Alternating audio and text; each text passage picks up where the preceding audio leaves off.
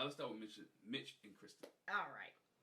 So, Mitch and Krysten, okay, let's preface this. This is the Dr. Pepper visit. Yes.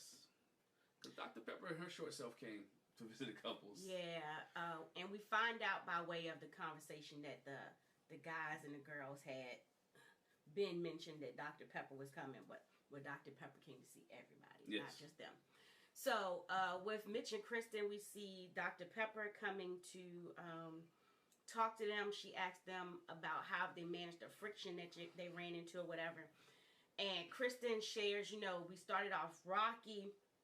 You know, he was vocal about not feeling me, not feeling it. And after that, like, I tried to overcompensate, and I like him. He's a good person, but I've lost myself trying to appease him and make sure I'm fitting the mold for what's he expecting. And she was like, I'm not going to do that no more. I'm not going to walk on eggshells.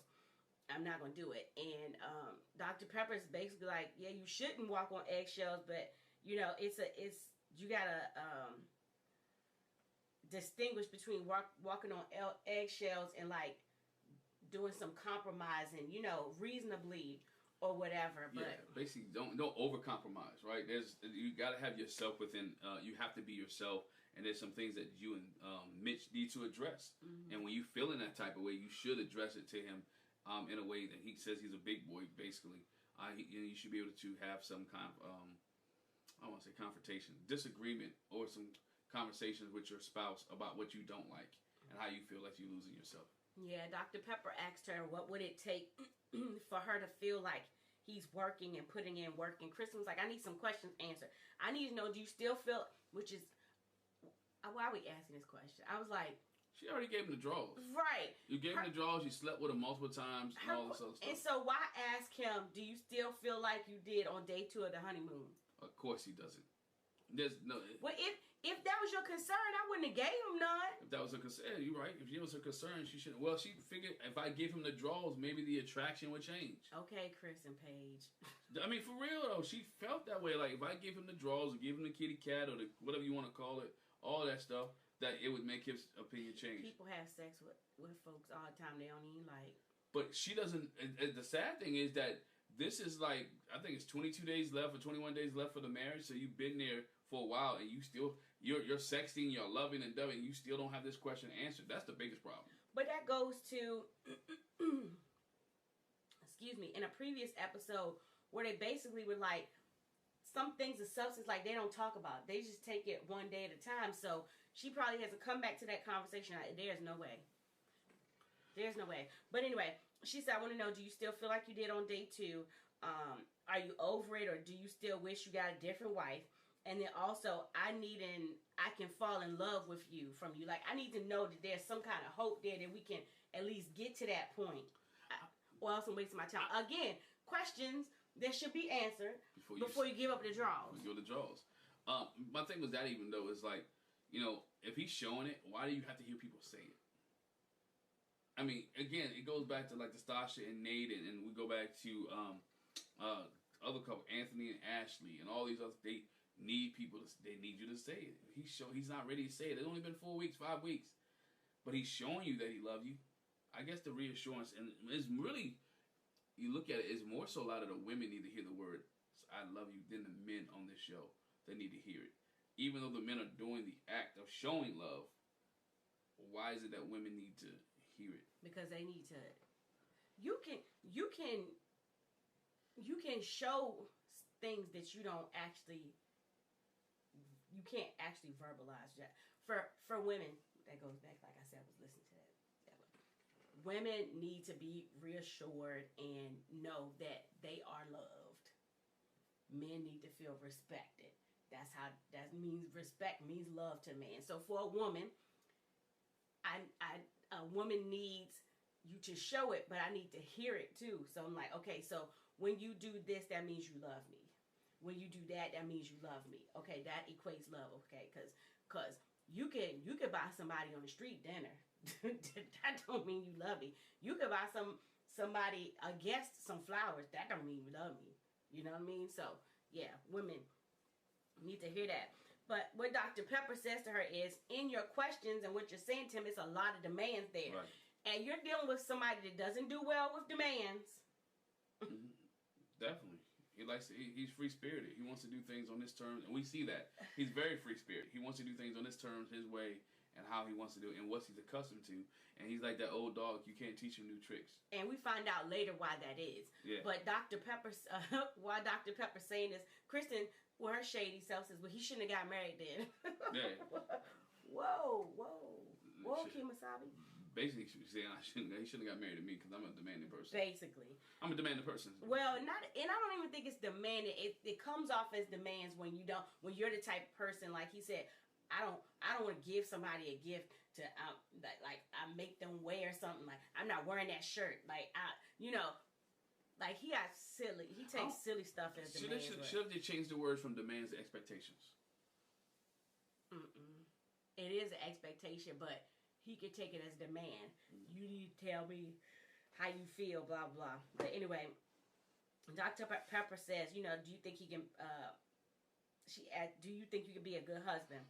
And Dr. Pepper says, I think he can be a good husband. Y'all just have to figure out the language and each other's feelings and what's underneath that. What's the feelings underneath that, so y'all can get on the same page. And Dr. Pepper asks Mitch, do you admire her? How do you feel about her? Do you express that to her? And he was like, yes, I admire her. And, I feel affectionate towards her. And Dr. Pepper encourages him, well, give her a string of compliments. Do you do that? And he was like, no.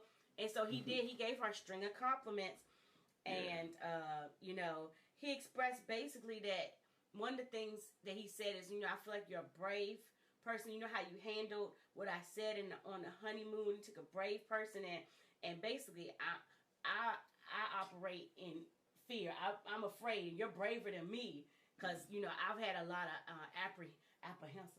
apprehension coming into this. And Dr. Pepper says, let me tell you something, Mitch. What happens is I see you operate in fear, and when you get fearful, that's when you get critical and downright self-righteous when you're afraid. And she lets him know, Krysten needs more validation, basically to overcome the jerk that you can be a lot of times. Yeah, so when you're a jerk, you got to go out your way to. But it's like you said, women need reassurance. She needs to know she needs that confidence that you have her back and that you support her, that you want to see her flourish in whatever her endeavors are, whatever she desires. Goes back to the house situation that we talked about for the last 2 weeks. With the house situation, she just want to know that you would support her in the fact that this is my dream. I want to be an entrepreneur. I want to flip houses. But it goes back to his fear of what if it doesn't work out? What if we don't have money for the kids? What if we? I hope that's his fear. but not money. But I'm saying necessarily, what if it doesn't work out? His fear is that you mess with the environment, or the fear that things are not. He doesn't feel comfortable. He doesn't know too much about it, so he reverted back to his fear. And so she was like, do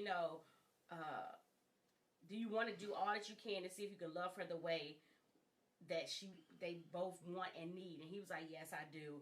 And she was like, if y'all can work through your fears, I think the spark will be there. You'll be good to go. Later on, we see Krysten take Mitch to softball field, baseball softball field, because that's this is also the episode for Letters to Your Younger Self. Yeah, which I thought was like they combine the two. Usually they don't combine the visit and the younger self, but it seems like they're speeding this season along just a little bit. And so this is a glimpse of Krysten, her younger self. She said she played softball, she did track, she did volleyball, and basically this was a space where she felt like she could really be herself. When it came to her parents, it was like a no room for error type of thing. She couldn't mess up. She had to be perfect. She had to get good grades. She had to excel at sports. She ended up having to get a job. She had to balance all of this. And just like her issue with Mitch is, I kind of lost myself trying to please my parents. And so that was a rough thing for her. And like I said, she got a job in high school, and it came to a point where she had to choose between softball and a job, and she chose a job, and she's like, I wish I hadn't done that, because she had fun and there was pleasure in softball, and enjoyed being around the people. She enjoyed her teammates and all that. And you know, you have. I mean, I don't know her financial situation growing up. Maybe she had to work. You know, I see that all the time with kids who have to work and have to make a decision between sports and job. And she actually said that no room for error thing and kind of working in perfection. She says I can see how that it was sometimes hard for me to turn off when it came to relationships. Like I didn't give myself any room for error to mess up and you know to do all like that. And in the process of her talking, she asked Mitch, did he do sports? And he didn't answer till later. Yeah. He said, well, when I was growing up, I had a large margin for error as a child. Yeah. He said, I didn't get good grades. I didn't play no organized sports. He said... He hadn't been to a baseball field in a long time. His dad used to take him to baseball games. Yeah. Dad was a big baseball enthusiast. Yeah. He said, you know, he didn't have a lot of those struggles. He really didn't have any expectations on him. And she was like, now it made sense to her why, you know, they have disputes because they had such a different upbringing. One with structure, maybe too much so, and one with no structure. But that's marriage, though. I think when we learned that in marriage, that we came from two different backgrounds. Different backgrounds, and the way we view things was different. The way we perceive things, the way we responded to situations was different. I mean, you're going to have that in marriage. When you come from different backgrounds, the way you receive things, the way you work, some of us may be... just, you know what, I don't let things, or things don't let things bother you, and I still go ahead and get it. Some people are caught in their feelings. Some people are workers. Some people are overthinkers, you know. So when you bring those things into a marriage, you have to have that type of discussion, figure out what your spouse is, what type of person your spouse is, and what their background was, so you can understand them more. And that's what this episode was about. We see that with Nate and Stasha.